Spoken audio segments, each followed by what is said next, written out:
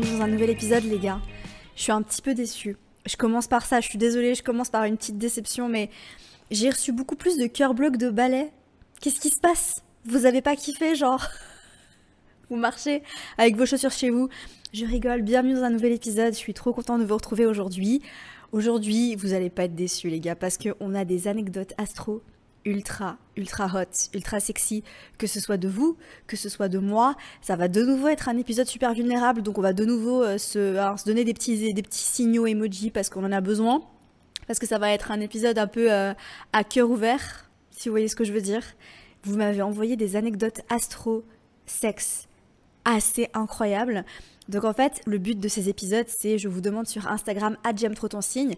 By the way, apparemment, il y a des gens qui me découvrent grâce au podcast. Je ne savais pas qu'on pouvait me découvrir grâce au podcast, mais apparemment maintenant Spotify et Apple Podcast suggèrent des podcasts. Et du coup, vous êtes nombreux à me découvrir à travers le podcast et à pas me suivre sur Instagram. C'est quoi ce bordel en fait? Non. Donc si toi qui me découvres avec le podcast ou sur YouTube et qui ne me suis pas sur Instagram, fonce me suivre sur Instagram parce que c'est sur Instagram en fait que je vous demande de m'envoyer vos questions, vos anecdotes, vos messages, etc. Et c'est la plateforme la plus simple en fait pour interagir avec vous. Donc si tu veux interagir avec moi, fonce me suivre @j'aime-trop-ton-signe et c'est là en fait que tu peux aussi m'envoyer des petits emojis pour me soutenir. Voilà, et pour confuse tout le monde, je sais pas si les gens étaient confus en voyant les emojis balais sous mon dernier post. Peut-être, peut-être pas. Je sais pas si ça a fonctionné légalement. En tout cas, on va continuer cette petite stratégie parce que je trouve ça très drôle. Ma lune en gémeaux est là genre. C'est incroyable d'ailleurs parce que l'autre jour je faisais une story sur le signe lunaire parce que j'ai posté un réel sur le fait que tu connectes beaucoup avec les personnes qui ont le même signe lunaire que toi et en fait j'ai l'impression que tout le monde dans ma communauté a la lune en gémeaux. C'est incroyable parce que tout le monde m'a répondu « Ah c'est trop drôle, ça me parle trop, j'ai la lune en gémeaux, haha. Ah c'est trop drôle, ça me parle trop, j'ai la lune en gémeaux, haha. » En gros, les deux seules personnes qui ont commenté, c'est genre j'ai soit la lune en gémeaux, soit j'ai la lune en scorpion. Et je suis là, ok, il n'y a pas de demi-mesure en fait. C'est genre soit t'es super fun et super léger, soit t'es super profond et super deep. Tout le monde est le bienvenu bien évidemment. Mais dis-moi, commente ton signe lunaire sous le dernier post, je suis curieuse. Même si c'est pas un post sur la lune, rien à voir, on s'en fiche. Juste, on va de nouveau confuse les gars. Tu sais quoi, on va confuse tout le monde. Tu vas même pas noter ton signe lunaire, tu vas noter emoji lune et emoji de ton signe lunaire. Voilà. Anyway, bienvenue dans cet épisode les gars. Je l'ai déjà dit. Alors, on commence tout de suite avec la première anecdote. C'est anonyme, hein, bien évidemment. Et comme je l'ai indiqué, safe place, pas de jugement de ma part d'ailleurs. Pour moi, ça va pas être anonyme. Hein. On peut juste prendre une seconde. Hein. Parce que pour vous, c'est anonyme. Moi, j'ai lu vos anecdotes. Il y a des milliers de personnes qui vont écouter ces podcasts, qui du coup vont écouter vos anecdotes. C'est anonyme pour vous. Du coup, vous pouvez vous frotter les mains en vous disant « Ah, c'est très drôle ». Pour moi, c'est pas anonyme du tout. C'est-à-dire que je vais vous balancer mes anecdotes, mais vous savez qui je suis. Vous savez qui je suis. Donc, voilà. Hein. Alors, on commence tout de suite. Je suis poisson ascendant cancer, Mars et Vénus en poisson, ça commence très très bien, beaucoup de poissons, on adore, signe d'eau, très très bien. J'ai aussi Mars et Vénus en poisson, d'ailleurs by the way. Lui vierge ascendant capricorne, Mars et Vénus en vierge. Alors là direct, tu vois, ce qui est très intéressant, c'est que ce que je sonde direct, c'est qu'il y a probablement opposition Vénus et Mars en synastrie. Et ça les gars, les oppositions Vénus-Mars en synastrie, c'est incroyable. Je n'ai jamais eu autant d'orgasmes, c'était au-delà du sexe, une symbiose indescriptible, plusieurs fois par jour. Et ouais, alors il y a un point très intéressant en fait déjà, je t'interromps, je suis désolée, hein. Mais c'est que en fait quand on a des Mars en opposition, ou des Mars en carré, ou des Mars en conjonction, ça crée énormément de tensions sexuelles, donc ça m'étonne pas. La tension a été palpable pendant 3 ans avant qu'on passe à l'acte. Voilà, c'est exactement ce que j'étais en train de dire en fait. C'est que quand on a des oppositions, donc Vénus en opposition dans une synastrie, ou si par exemple t'as pas besoin d'aller regarder la synastrie, mais tu sais par exemple si t'as ta Vénus dans le signe opposé de sa Vénus ou de sa Vénus à lui ou à elle dans votre thème astral, est-ce que ça make sense ce que je dis? Oui, tu captes. Ça crée énormément de tensions, les Vénus en opposition. D'accord, les Mars en opposition aussi, ça crée énormément de tension. Donc c'est exactement ça. Hein. Et si tu as Vénus et Mars en opposition, t'imagines. C'est pour ça quand tu m'as dit j'ai Vénus et Mars en poisson et lui, la Vénus et Mars en vierge, je fais ah ouais, non mais tu m'étonnes en fait. Genre vraiment beaucoup de tension. Alors après, attention, avec les Mars en opposition, il y a un petit peu un revers de la médaille. C'est pareil avec les Vénus en opposition, ça crée beaucoup d'attraction. Mais il y a aussi, voilà, enfin bref. L'un comme l'autre, nous n'avons jamais fait l'amour de cette façon, c'était dingue de voir que notre complicité opérait à tous les niveaux. Malheureusement, la vie nous a séparés, mais on a la chance de pouvoir dire qu'on a vécu de notre vie cette chose rare et difficile à expliquer ou à décrire, qu'on retrouvera peut-être pas avec quelqu'un d'autre. C'est fou parce que tu sais, il y a des expériences comme ça où, moi ça m'est déjà arrivé aussi de rencontrer des personnes avec qui j'ai des expériences sexuelles incroyables, mais genre indescriptibles, et au final, c'est pas forcément des personnes avec qui tu vas finir ta vie, mais même si tu finis pas ta vie avec ces personnes, je trouve que c'est fou en fait d'avoir des expériences comme ça. J'ai une anecdote d'ailleurs là-dessus avec mon crush. Putain, j'ai dit qui c'était. Je voulais pas vous dire qui c'était. Ah, ça y est, ça commence. Ah, ça y est, je vais rougir. Oh là là. Bon, ça y est. Ah, c'est de nouveau un épisode où je vais avoir besoin de votre soutien, les gars. C'est de nouveau un épisode où je vais avoir besoin de votre soutien. Putain, si tu me regardes sur YouTube, je suis en train de me... Anyway, je suis toute rouge. Je suis sûre. Est-ce que je suis rouge ou pas? Oh là là. Anyway. C'est qu'en fait, même si tu sais que tu vas pas finir ta vie avec la personne, bah tu peux revenir en arrière et te rappeler de ces bons moments, et voilà, enfin je trouve ça trop cool, donc merci pour ton partage. Et voilà, du coup, Vénus et Mars en opposition, bah ça déçoit pas, hein. Alors, monsieur Lune en Bélier, maison 8, son Saturne également opposé à Mars en Balance, maison 2, ascendant Vierge, stellium en Capricorne, maison 5. J'ai un stellium en Capricorne aussi. Je vous dis pas à quel point je peux pas résister à ces énergies de corps fit en face de moi. J'ai lu dans Sagittaire, maison 7, maison 8 sur la Cupside, ascendant Taureau. Mon esprit n'est plus là. Si bien que j'ai 1000 raisons de le virer de ma vie, c'est impossible. La loi de l'attraction, pour le définir, c'est lui en face de moi. Oh, tu m'as tué, ça c'était pépite, hein. J'ai Vénus en Poisson et lui maison 7 en Poisson. Donc ça veut dire en fait en gros que ta Vénus est probablement dans sa maison 7. Quand on se connecte et qu'on se rapproche, il m'ajoute nous c'est spirituel. Bah là c'est fini, je suis partie ailleurs. Quand je suis pas avec lui, mon corps est imprégné des sensations que son corps a sur le mien. Voilà, c'est peut-être pas si hot raconté comme ça, mais rien qu'à écrire sur lui, mon corps est tout spicy, je suis déjà plus là. Non mais meuf, genre vraiment, je comprends, hein. Je comprends, et en fait ce truc de, tu sais quand t'as... Je peux que relate, hein. T'as plein de raisons de le virer de ta vie, ça m'est déjà arrivé par le passé, hein, plein de fois, et pourtant en fait, je me rappelle, spécialement avec un mec qui était genre, oh là, bah lui, alors là, je crois que je vous ai déjà parlé de lui à un moment donné. Ah, lui, c'était un mec un peu toxique, enfin, pas méchant, tu vois, mais un petit peu genre, il était pas au clair avec lui-même, et il était bélier, ascendant bélier, Mars en bélier, Mars à l'ascendant, et genre, mais vraiment, on a vécu des trucs ensemble, on a vécu des trucs, les gars, non, mais c'était incroyable. Genre, vraiment, cette connexion, je me rappellerai toujours la première fois qu'on s'est embrassés, j'ai jamais de toute ma vie ressenti, genre, en fait, je sentais un feu. Vous savez, je commence avec mes anecdotes. Non. Je vais continuer de dire les vôtres. Je dis juste celle-là parce que celle-là, j'avais pas prévu de la raconter. Mais quand la première fois qu'on s'est embrassés, je me rappelle, il m'avait plaqué contre le mur. C'était à Lisbonne. Il m'avait plaqué contre le mur. On avait eu un date un peu genre... C'était sympa, tu vois, mais c'était un date un peu sans plus. Mais en fait, je ressentais énormément d'attraction pour lui. Et à un moment donné, genre, on termine le date, on allait se dire au revoir. Il me plaque contre le mur. Et là, en fait, on commence à s'embrasser. Je pense que pendant 1 minute, on s'est embrassés sans prendre notre respiration. Et en fait, j'ai senti un feu qui m'a monté comme ça, genre j'étais en feu. Et là, il me regarde et il me dit, tu sens ce feu? Et je fais, oh, je le sens, t'inquiète pas. Donc c'était réciproque. Bref, incroyable. Mais je comprends exactement ce que tu ressens. Alors, celle-ci, je relate aussi. Le meilleur coup de ma vie était sans hésitation un homme qui avait Mars en Vierge. Je n'ai jamais vu quelqu'un qui était aussi technique, sexuel, carré. C'était méticuleux, parfaitement maîtrisé et exécuté. Rien n'était laissé au hasard. Son ascendant Gémeaux matchait trop bien avec ma vibe. Mars en Gémeaux de mon côté, Soleil en Gémeaux. Il faut imaginer qu'il avait les mots parfaits pour me turn on. Que ce soit à l'écrit ou à l'oral. Et ensuite, quand il fallait passer à l'action, elle a mis genre 6 petits points. T'imagines ? J'ai toujours été épatée par sa technique. C'était quelqu'un qui avait passé des années à se déconstruire sur le sexe et à étudier, lire tout ce qu'il pouvait sur le sujet. Putain, Mars en Vierge, les gars. Pff. Vraiment trop stimulant pour moi. Je crois que je m'en remettrai jamais. Alors, Mars en Vierge, moi je confirme, hein. Bon, après, j'ai Mars en Poisson aussi, donc c'est vrai que... Mais vraiment, je confirme. D'ailleurs, si vous avez déjà eu l'occasion d'expérimenter avec un Mars en Vierge, c'est extrêmement technique. J'ai vu ça aussi avec... J'ai entendu dire que Mars en Capricorne c'était pareil. J'ai jamais eu de Mars en Capricorne. J'ai jamais eu de Mars en Capricorne, les gars. Enfin, pas que je sache en tout cas. Pas depuis que je suis astrologue en tout cas. J'ai jamais eu de Mars en Capricorne. Si vous avez Mars en Capricorne et que vous voulez... Non, je rigole. On n'est pas sur Tinder. Non, bref, tout ça pour dire que ouais, Mars en Vierge, j'en ai eu plusieurs. Et vraiment, mais en fait, les Mars en Vierge, vous êtes là. Vous êtes là parce que, en fait, vous savez exactement ce que vous faites. Vous êtes très précis. Et ce que j'aime particulièrement avec le Mars en Vierge, c'est que c'est quand même, il faut redonner à César ce qui est à César. La Vierge, c'est un signe qui aime donner. C'est un signe qui est là pour servir.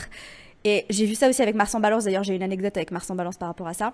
Mais c'est deux signes qui sont très tournés vers l'autre et très tournés vers le plaisir de l'autre. Et du coup, avec Mars en Vierge, t'as vraiment quelqu'un qui est genre là, en fait, qui prend du plaisir à te satisfaire. Et ça, c'est incroyable. Mais en fait, ce que tu dis par rapport aux gestes précis et méticuleux, je l'ai vécu. Et en fait, je peux que témoigner que c'est incroyable et que c'est fou et que c'est tellement juste. Et surtout avec son ascendant Gémeaux, s'il avait les mots, ces deux signes mercuriens quand même, s'il avait les mots pour te dire exactement ce que tu avais besoin d'entendre au bon moment, mais en fait, il n'y a rien, enfin, Lune en Gémeaux, et d'ailleurs, non, la Lune est la maître de ma maison 5, d'ailleurs. Donc maison 5, c'est aussi la maison, c'est une maison qu'on vient étudier quand on étudie le rapport au sexe dans le thème astral. D'ailleurs, je ne sais pas si vous êtes prêts pour le workshop Astro-Sexe, les gars, qui sort mercredi prochain. Je dis ça, je dis rien. C'est la continuité du workshop Astrolove. Si tu t'es inscrite au workshop Astrolove, Astro-Sexe, c'est la continuité de tout ça parce qu'on va venir étudier le rapport à la sexualité dans le thème astral. On va étudier la maison 5, on va étudier la maison 8, on va étudier Mars et on va étudier l'astéroïde Eros. Donc rendez-vous mercredi prochain, sans faute, pour la promo de lancement toujours incroyable à 39 €. Crois-moi, t'as pas envie de rater ça. Mais tout ça pour dire en fait que j'ai la maison 5 en cancer, du coup, et le maître de ma maison 5, c'est la Lune. Du coup, la Lune vient donner des indications sur la maison 5 niveau sexualité, la maison 5 tout court aussi, mais ici, c'est ce qui nous intéresse, c'est la sexualité. Et du coup, bah, vu que j'ai la Lune en Gémeaux, je suis aussi très très sensible à la façon dont on me parle pendant qu'on fait l'amour. C'est absolument incroyable à quel point les mots justes peuvent me faire basculer dans un état, c'est indescriptible. Voilà, donc je comprends tellement et c'est... Merci beaucoup pour ton anecdote, c'est très spicy, j'ai adoré. Tous les deux, Soleil en maison 8, ça commence très très bien. Moi, Capricorne, lui, Bélier, on a exploré nos fantasmes les plus tabous ensemble, vivant une relation très profonde et connectée sexuellement. Ça, c'est la maison 8, les gars, ça c'est la magie de la maison 8, j'ai envie de vous dire, hein. BDSM, lâcher prise, intense, bondage, trio, dirty talk, c'était hot. Et mais en fait, je devrais peut-être pas faire ce podcast quand je suis en période d'ovulation.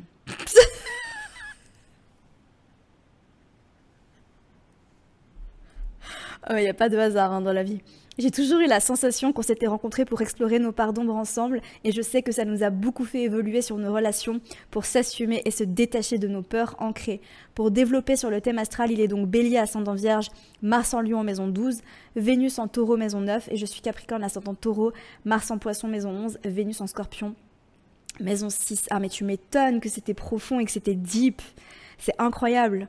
En fait, c'est incroyable parce que c'est aussi ce que je vais vous proposer d'étudier à travers la maison 8 dans Astro-Sexe. C'est qu'en fait, la maison 8, c'est une maison où on vient à la fois explorer nos parts d'ombre et transformer notre réalité, transformer notre vie. Et en fait, grâce à la maison 8, tu peux apprendre à explorer les tabous sexuels, donc tout ce que tu imagines qui est tabou par rapport à la sexualité. Là, tu parlais de BDSM, de bondage, de dirty talk. Y a plein de choses en fait qu'on peut explorer par rapport à tout ce qui est tabou, tout ce qu'on met un peu sur le tapis, tout ce qui nous fait un peu honte comme ça. Et quand on explore tout ça et qu'on vient se le réapproprier, tout ce qu'on pensait qui était sombre et tout ce qu'on pensait qui était tabou, qu'on vient le prendre et qu'on vient se le réapproprier, ça nous permet justement de nous transformer et d'être dans une version plus, comment dire, je sais pas les mots en français, dans une version où on s'accepte et on s'aime pleinement tel qu'on est. Donc d'aller explorer aussi nos parts d'ombre à travers la sexualité, c'est ce que je vais vous proposer d'étudier à travers votre maison 8 dans Astro-Sexe. Encore une fois, ce workshop, il va être pépite. Si t'as aimé Astrolove, les gars, t'es pas prêt pour Astro-Sexe. Parce que Astro-Sexe, c'est encore... Je pense qu'on est encore sur un cran au-dessus. On est sur un cran au-dessus parce que...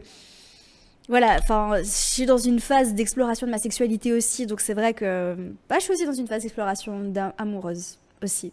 Ils sont tous les deux très bien, mais franchement, même si t'as pas fait Astrolove, tu peux prendre Astro-Sexe. Rendez-vous mercredi prochain, je dis ça, je dis rien. Mais merci pour ton témoignage parce que J'adore et c'est en fait c'est tellement parlant du fait que on peut vivre une relation hyper profonde en allant explorer tout ce qu'on pensait qui était interdit, tout ce qu'on pensait qui était mal. Et franchement, si toi qui me regardes, t'es quelqu'un, tu crois que t'es un peu vanilla, pendant des années, ça y est, je suis en train de m'ouvrir.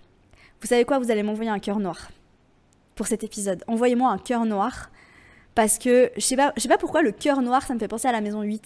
Voilà, vous m'envoyez un cœur noir parce que pendant des années, j'ai cru que j'étais vanilla, j'ai cru que j'étais très j'ai cru que j'étais très vanilla et au final cette année, j'ai exploré des choses qui sont beaucoup moins vanilla, qui sont beaucoup plus spicy.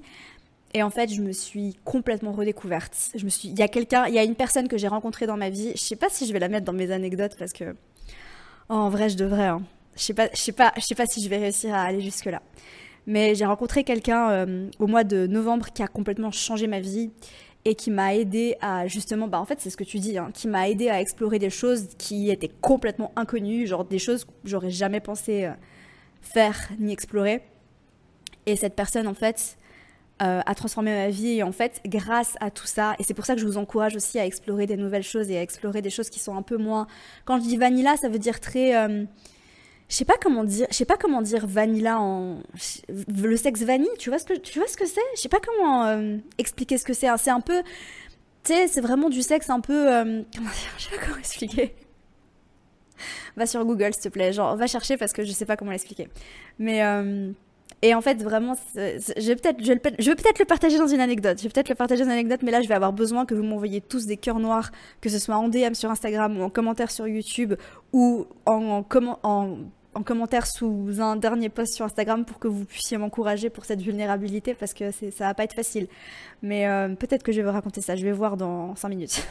J'ai 5 minutes pour décider. C'est abusé. Mais merci pour ton partage parce que c'est fou et j'adore. Alors next, sa Vénus sur mon nœud nord et c'est Mercure et Mars conjoints à mon amas Vénus, Cérès, milieu du ciel. Nos soleils conjoints en Vierge, nés le même jour. Oh ça c'est beau ça. Nos lunes Gémeaux-Lion en sextile exact, ça j'adore. Mon Mars en Sagittaire opposé à sa lune en Gémeaux, c'était hot. On parlait et on faisait l'amour toute la nuit. Il m'introduisait au tantra et moi l'ouvrais sur de nouvelles expériences hot. Il complimente plus pendant le sexe, ça c'est incroyable. Ah ça c'est incroyable. Verbalise ce qu'il aime, mais la communication, surtout quand t'as la lune en Gémeaux, t'en as tellement besoin, genre tellement besoin de communiquer. Verbalise ce qu'il aime et me montre par des jolis mots que mon plaisir l'excite. Ça c'est ouf. Grande complicité, super alchimie sexuelle, tout ça à la montagne, en tente ou dans son camion. Son amas tombe dans ma maison neuve. Ah voilà! Dans le camion, voilà. J'ai fait un post Instagram récemment là-dessus. Enfin, il va sortir jeudi du coup. T'iras le lire. C'est sur Mars en Sagittaire. Enfin, c'est associé. J'ai Jupiter sur son nœud nord et il a Jupiter sur mon nœud sud. C'est fou. En fait, genre, c'est exactement tout ce qui est...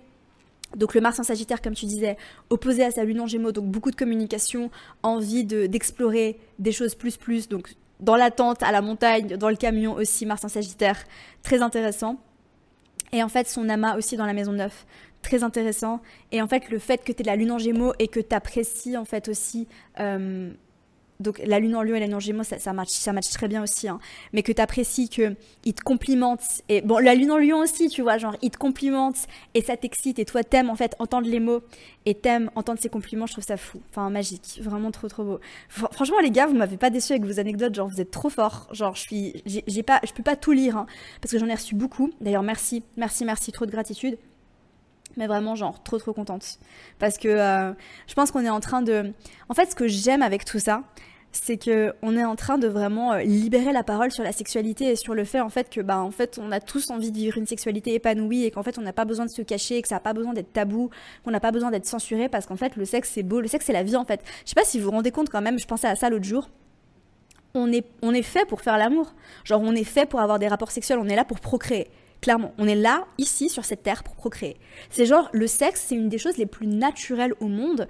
Pourquoi c'est devenu... Enfin, si, je sais pourquoi, parce que j'ai étudié le sujet, mais c'est devenu tellement tabou, et en fait, je suis tellement heureuse, en fait, qu'on s'ouvre de plus en plus. Enfin, j'ai vraiment le sentiment que la société s'ouvre de plus en plus par rapport au plaisir, par rapport au fait de normaliser la sexualité, parce qu'en fait, c'est la chose la plus normale qu'on puisse faire, en fait. Faire l'amour, c'est aussi normal que genre de respirer, de boire de l'eau et de manger, en fait. T'imagines, le sexe, c'est beaucoup plus normal, genre faire l'amour, c'est beaucoup plus normal que d'être sur un téléphone. Clairement, nous, les êtres humains, on n'est pas fait pour être sur un téléphone. Par contre, on est fait pour Ken. Voilà, ça c'est dit. Alors, j'ai le soleil en scorpion, maison 8. Bon, là, on commence très bien.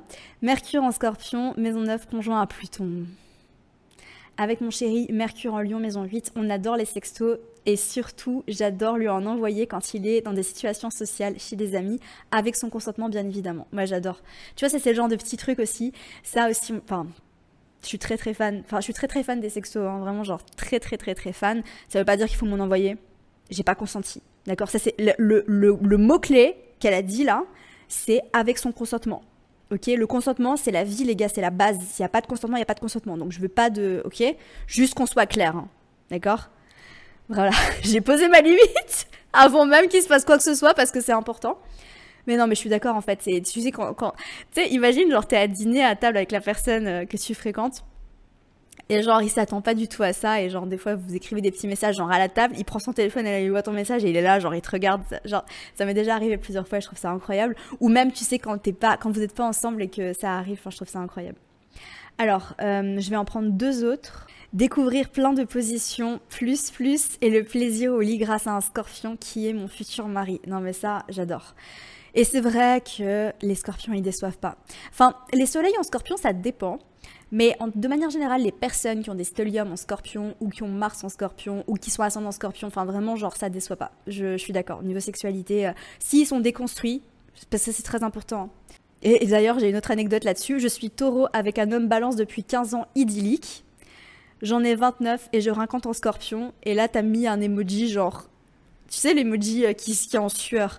Donc en gros, t'étais avec un homme balance, mais t'as rencontré un scorpion et du coup, il t'a mis en sueur. Bah oui, bah voilà. T'as vécu un amour idyllique avec un balance, ça m'étonne pas. Tu rencontres un scorpion et voilà.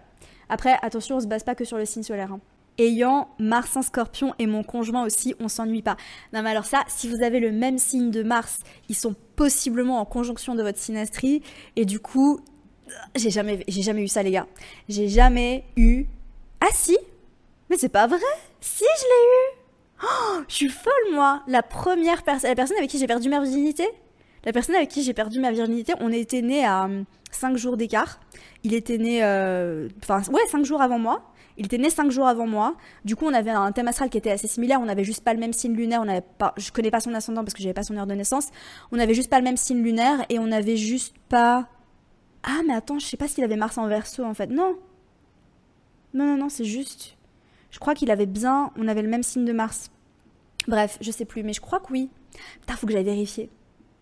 C'est important. Alors, j'ai été vérifier.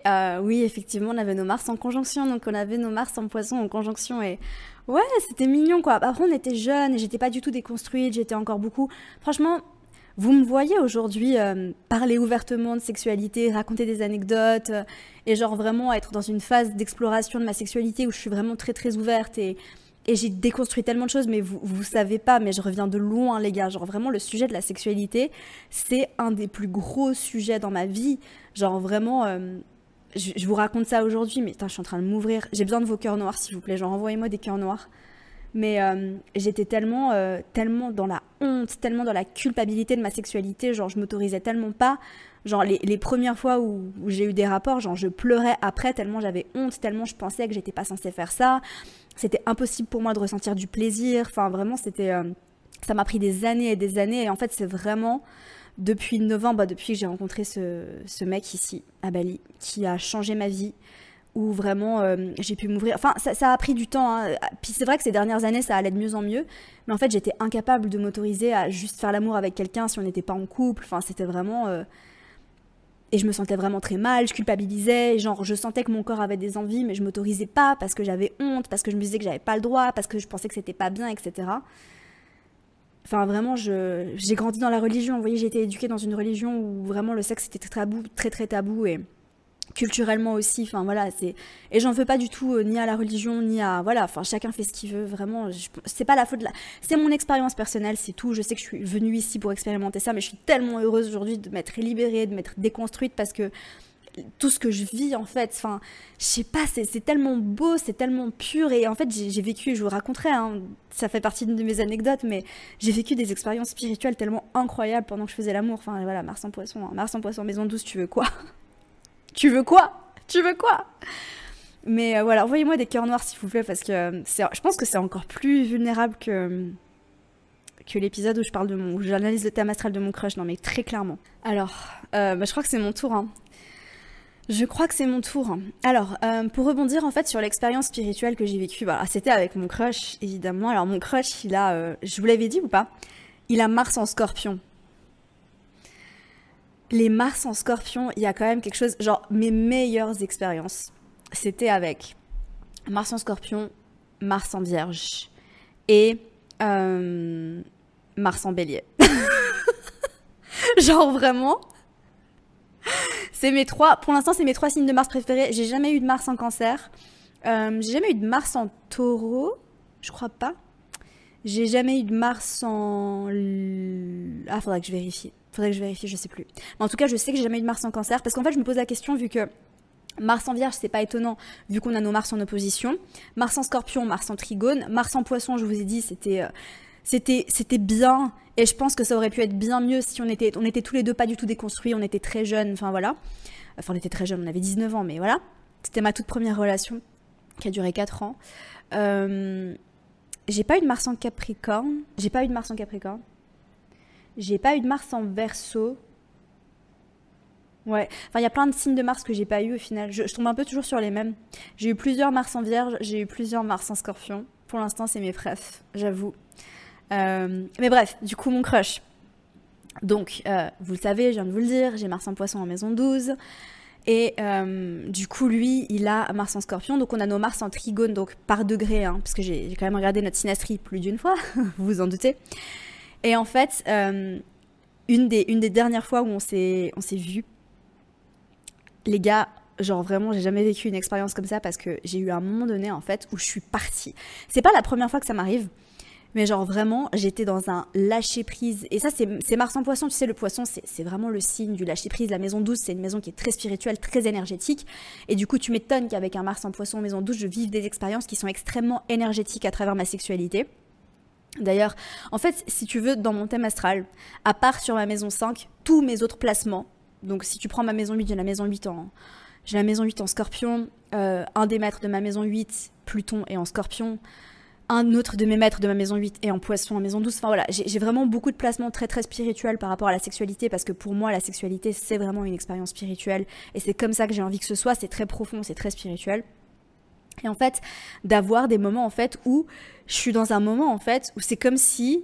C'est clairement comme si j'avais pris quelque chose. Et pourtant, j'ai absolument rien pris, tu vois. Mais c'est vraiment clairement comme si je suis en fusion totale. Et c'est très difficile à expliquer. Mais je suis en fusion totale avec ce qui se passe autour de moi. Et en fait, je suis connectée vraiment à quelque chose de bien plus grand que moi. Et encore une fois, c'est très difficile à expliquer. C'est la minute perchée, hein. Quand je suis dans mon poisson, c'est comme ça. Mais c'est vrai, c'est ce que j'expérimente. Je vais pas vous mentir, mais vraiment... J'étais dans un lâcher-prise total, et en fait j'avais lâché tout le contrôle. Je maîtrisais plus rien. Et en fait, bon après je faisais rien, tu vois, c'est vraiment lui qui bon, monsieur vous vous rappelez ou pas, il est vierge, donc il était en mode je prends les choses en main. Enfin vraiment très très doué pour ça. Il était très très doué pour ça. Franchement, je pense que c'est un de mes meilleurs coups. Ouais, sans hésiter. Ah ouais. Vraiment, il se partage le podium avec un autre. Celui qui était, enfin, juste avant lui. Voilà, lui et celui juste avant lui, ils se partagent le podium parce que tous les deux. Mais vous savez, en fait, je pense que ça vient pas tellement d'eux, mais je pense que ça vient surtout de moi, en fait. Ça vient du fait que j'ai appris à me connaître, je me suis déconstruite. Et surtout, j'ai fait un énorme travail sur moi. Enfin, j'ai fait un travail sur moi, j'ai fait un shadow work sur ma sexualité. Et je pense que c'est ça qui fait que j'attire des personnes qui sont genre extrêmement bonnes sexuellement parlant. Mais c'est parce que j'ai travaillé sur moi, c'est pas elle en fait, c'est moi. C'est parce que moi je m'autorise, c'est parce que je suis plus réceptive, parce que je m'autorise, parce que je vais plus en profondeur. Et en fait, c'est tout le travail qu'on fait avec la maison 8. Donc voilà, rendez-vous dans Astrosex. Mais tout ça pour dire en fait que, pour revenir à cette anecdote-là, Je suis partie, mais c'était comme si j'étais en cérémonie ayahuasca, les gars. Vraiment, je suis partie, genre, j'ai ressenti des trucs, j'ai vu des trucs. Et en fait, à un moment donné, enfin, quand j'ai atteint l'orgasme, envoyez-moi des cœurs noirs, s'il vous plaît. J'ai besoin de cœurs noirs. J'ai pas l'habitude, hein, j'ai pas un podcast de sexualité. Je sais qu'il y a des personnes qui ont des podcasts de sexualité et je sais pas si elles se filment sur YouTube, hein. Je sais pas. Je sais pas. Envoyez-moi des cœurs noirs. Quand j'ai atteint l'orgasme, j'ai mon corps qui a commencé à trembler. J'étais en mode activation Kundalini, plus, genre tout mon corps qui a commencé à trembler. Et genre, il me regarde comme ça.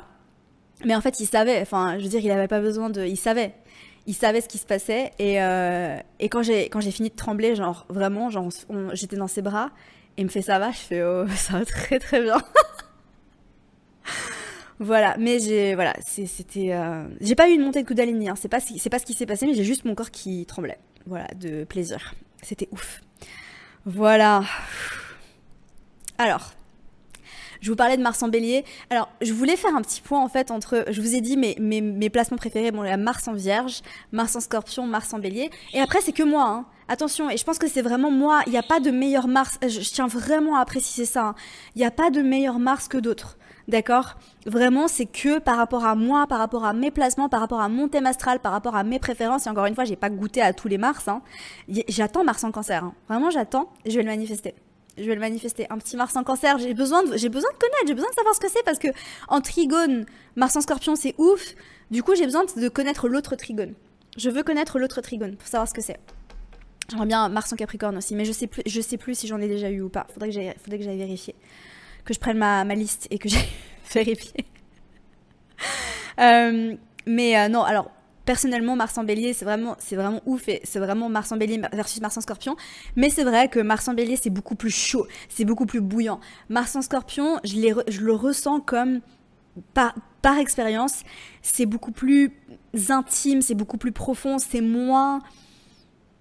Le dernier, je vous ai dit un des derniers Mars en Bélier que j'ai eu, qui était genre aussi genre un de mes tops, genre top.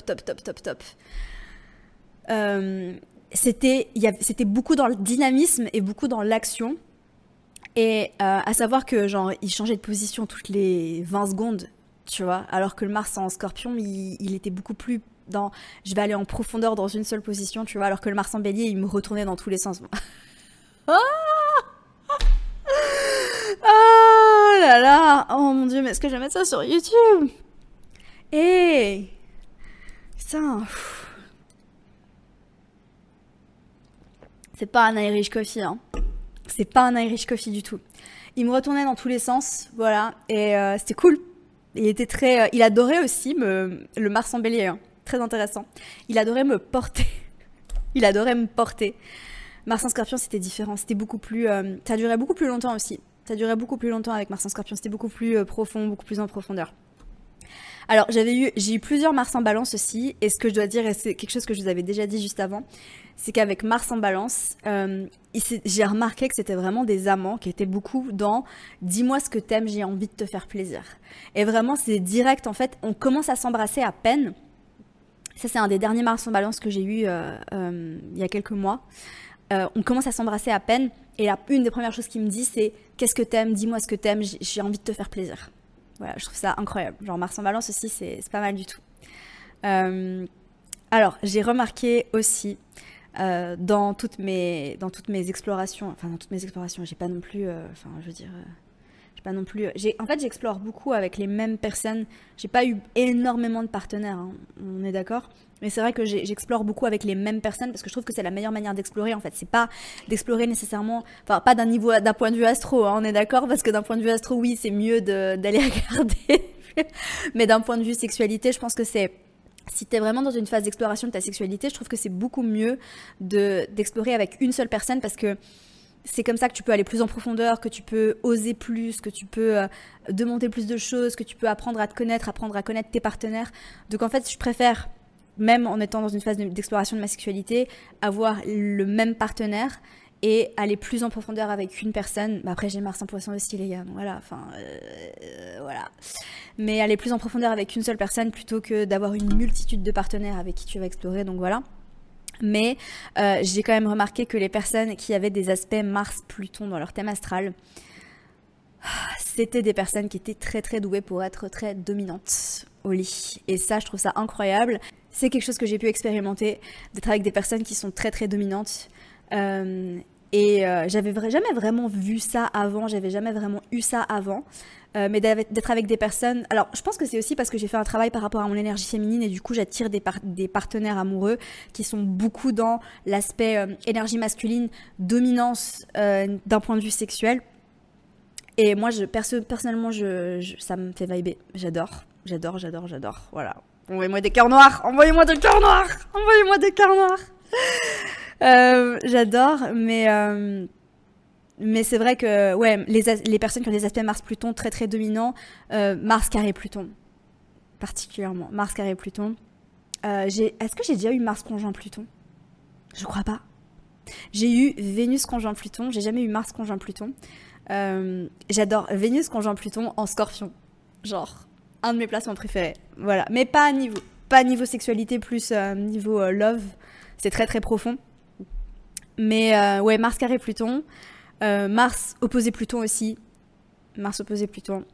Mais de manière générale, je pense que les aspects Mars-Pluton, c'est des personnes qui ont tendance à avoir envie d'être dominantes. Pluton, c'est la planète du pouvoir, les gars. Donc, si vous avez des personnes, si vous faites l'amour avec des personnes qui sont très plutoniennes, il y a de fortes chances, il y a de très très très très fortes chances qu'elles aient envie d'être dans le pouvoir, d'être dominantes. Voilà. J'ai remarqué aussi, parce que j'étais avec quelqu'un qui était très plutonien aussi, donc il n'avait pas d'aspect Mars-Pluton, mais par contre il était ascendant Scorpion, il était ascendant Scorpion, il avait la lune en Scorpion en maison 1, et il avait une conjonction Soleil-Mars, donc Soleil-Mars c'est aussi très dominant, hein. Soleil-Mars, et du coup il était aussi très très dominant, voilà. Alors, bon je crois que c'est tout les gars, je pense que je me suis assez livrée. Je suis pas prête à vous partager l'expérience avec le mec qui a changé ma vie. Peut-être la prochaine fois. De toute façon, c'est pas la dernière fois qu'on va se faire des épisodes comme ça. On va pas se mentir. Tout le monde aime parler de sexe. Non, peut-être pas tout le monde, c'est pas vrai. C'est pas vrai du tout. Je connais plein de personnes qui aiment pas parler de sexe. C'est pas vrai du tout. Il y a plein de personnes qui aiment pas du tout parler de sexe. Et c'est ok. Il y a pas de problème. Mais moi, j'adore. Franchement, c'est un de mes sujets préférés. Quand t'es entre copines, que tu te sens safe, que t'es dans une safe place, t'es vraiment avec des personnes avec qui tu connectes en profondeur. Personnellement, j'adore. Et en fait, je trouve que c'est bien de parler de sexualité parce que ça permet de normaliser beaucoup de choses, de normaliser certaines choses qui sont tabous, certaines choses qui pouvaient te paraître comme étant honteuses. C'est vraiment ça, en fait, que j'ai été explorer à travers ma maison 8. Hein. C'est tout ce que je pensais qui était honteux. Que j'ai pu vraiment travailler et vraiment accepter. Et je pense que c'est bien d'en parler parce que tu te rends compte en fait que il y a des trucs on pense que c'est bizarre, mais en fait c'est pas bizarre et que tout le monde aime certaines choses différentes. Et je suis devenue très sex positive. Vraiment, il y a quelque chose qui est très important pour moi aujourd'hui, c'est de vivre une sexualité positive. Qu'est-ce que ça veut dire vivre une sexualité positive? Ça veut dire que tu vas pas juger quelqu'un sur ce qu'il aime faire sexuellement, peu importe ce qu'il aime faire.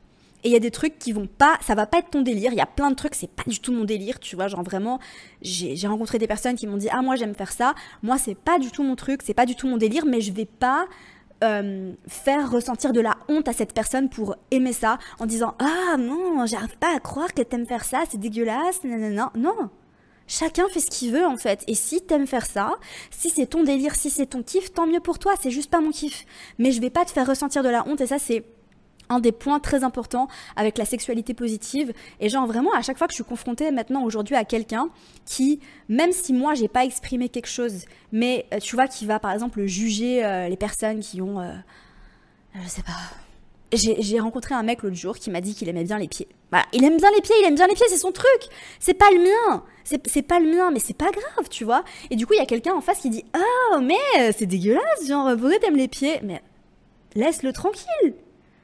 Tu vois, c'est ça la sexualité positive. Laisse-le tranquille. Et franchement, ça te fait vraiment travailler sur toi parce que tu te dis en fait, genre au final, pourquoi est-ce que je vais juger quelqu'un? Genre, si c'est son truc, c'est son truc.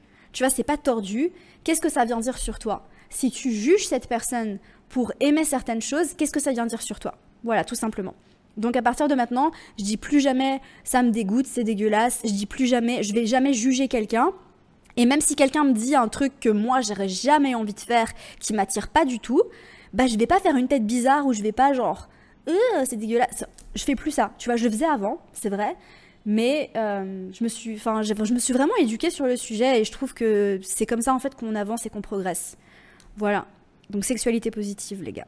Très important. Et surtout, ouvrez-vous, libérez-vous et genre vraiment, je me sens plus connectée. Au-delà de vivre des expériences sexuelles incroyables et de prendre beaucoup de plaisir, je me sens beaucoup plus connectée à mon corps. Je pense que vous l'avez remarqué aussi. Hein, je sais pas si vous avez changé, mais ma vibe, elle a changé.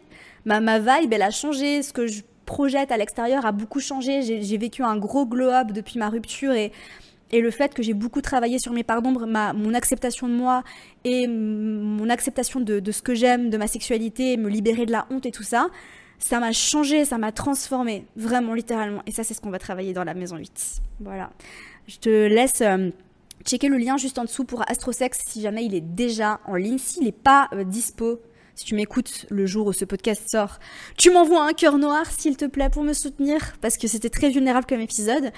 Et si jamais Astrosex est déjà sorti, bah, je le mettrai dans les notes du podcast ou dans la barre d'infos sur YouTube. Tu pourras aller checker ça. Ça va être une pépite, les gars. J'espère que vous êtes prêts. Voilà. Bref, je vais aller déjeuner. Je vais me remettre de mes émotions parce que c'est une sortie de zone de confort. Ça, c'est sûr. C'était une sacrée sortie de zone de confort. Envoyez-moi des cœurs noirs, soutenez-moi, mettez-moi un petit like, abonnez-vous sur je sais pas sur quelle plateforme vous aimez écouter le podcast, que ce soit Spotify, Apple Podcast, vous pouvez vous abonner au podcast. Ça m'aide énormément à me faire référencer. En fait, c'est comme si vous tapiez sur l'épaule de la plateforme en question, je sais pas, par exemple Spotify, et vous dites « Hey Spotify, je kiffe ce podcast, genre s'il te plaît ». Tu peux le référencer à plus de monde pour que plus de monde puisse écouter, libérer la parole, être dans l'acceptation de leur sexualité. Je pense que ça peut faire que du bien à la société en fait. Tu crois pas? Voilà. Donc abonne-toi, laisse-moi un petit commentaire sur YouTube, mets-moi un petit j'aime. Et puis moi, je te retrouve mercredi prochain pour un nouvel épisode. Bye!